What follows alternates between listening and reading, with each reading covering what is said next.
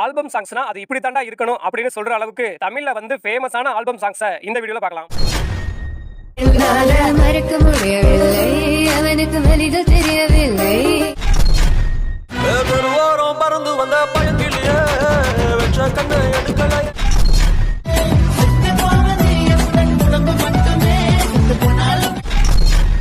முட்டு முட்டு என்ன முட்டு இடிச்சு போற வைக்கத்த கண்மணி உன்னை பார்க்காம உன்னை பார்த்ததும்